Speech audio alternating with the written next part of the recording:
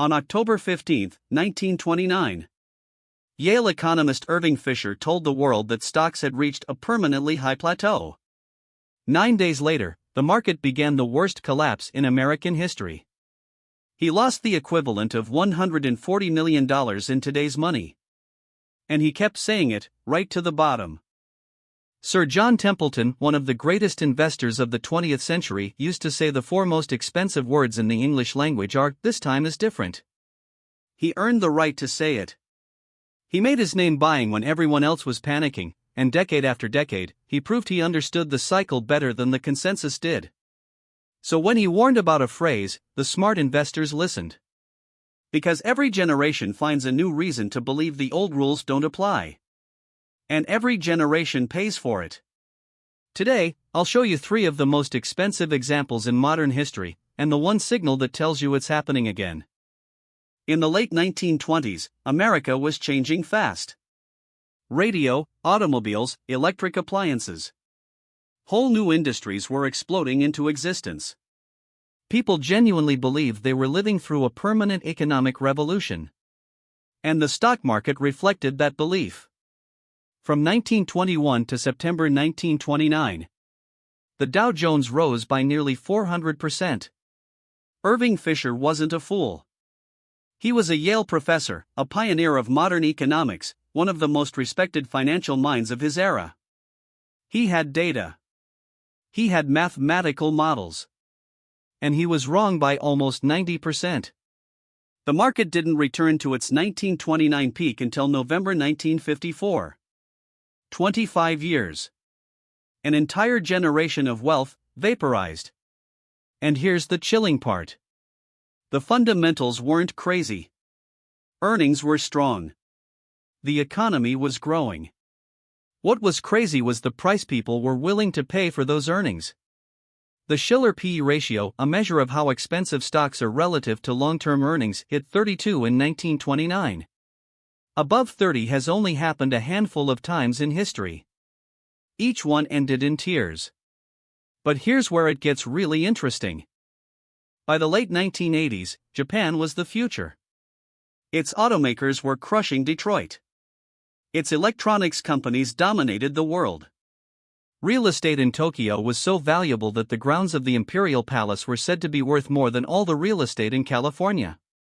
On December 29, 1989, the Nikkei 225 hit a peak of 38,915. Japanese investors had built an entire mythology around the idea that Japanese capitalism was structurally superior. Their banks were untouchable. Their corporations had cross-shareholdings that protected them from foreign takeover. They had, supposedly, figured something out the Americans hadn't. This time was different. It took 34 years for the Nikkei to reclaim that peak. 34. An entire working career. A 40-year-old who put their retirement savings into the Japanese index in 1989 reached break-even at age 74. And that's just the nominal price. Adjusted for inflation, that money is still underwater today. The lesson isn't that Japan was uniquely flawed. The lesson is that no economy, no industry, no company is immune to the laws of valuation. When you pay more than something is worth, time becomes your enemy, not your friend. Fast forward 11 years. Different country. Same phrase. By 1999, the rules of investing were apparently obsolete. Earnings didn't matter. Cash flow didn't matter. What mattered was eyeballs. Page views. The new economy.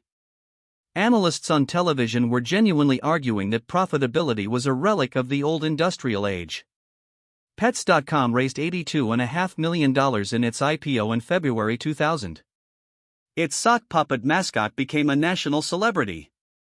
By November of that same year, the company was bankrupt. Wiped out. $82 million, gone in 9 months. But the truly painful story isn't the failures. It's the survivors. Cisco Systems was the picks and shovels of the internet boom. A real company. Real revenue. Real customers. Its stock peaked at around $80 in March 2000.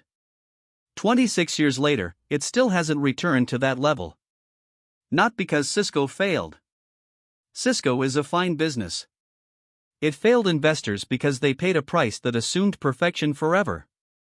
That's the danger of "this time is different." It convinces you to ignore price, because the story is so compelling. And great stories, at the wrong price, still lose money. So how do you recognize the phrase when it shows up in your own thinking? 3 signals. First, watch for the moment people start inventing new valuation metrics. Price to eyeballs in 1999. Price to vision in 2021. Whenever earnings get replaced by something fuzzier, pay attention. Second, notice how skeptics get treated. In every bubble, the people warning about valuations get dismissed as old, out of touch, or just bitter they missed it. Buffett was mocked in 1999 for not getting the internet. Barron's literally ran a cover asking what was wrong with Warren. He looked old-fashioned. Then 2000 happened, and he didn't. Third, ask yourself if today's winners feel inevitable. If you genuinely cannot imagine the leaders of this year losing their crown, that's exactly when you should be most careful. In 1989, no one could imagine Japan losing. In 1999, no one could imagine Cisco losing. The feeling of inevitability is the bubble's calling card. The fundamentals of investing don't change. Cash flows matter. Price matters. Patience matters. When someone, including the voice in your own head, argues that those rules no longer apply, that's not insight. That's the most expensive sentence ever spoken. Here's a question for the comments. What's a market trend right now where you hear "this time is different" being whispered? I want to hear what you're seeing, because the next bubble always feels obvious in hindsight, and invisible while you're inside it. And remember, this is education, not advice. Your portfolio is yours to navigate. If this gave you a useful framework, hit subscribe. Tomorrow, we're looking at why the most boring stock in your grandparents' portfolio outperformed almost everything else for 50 years. Talk soon.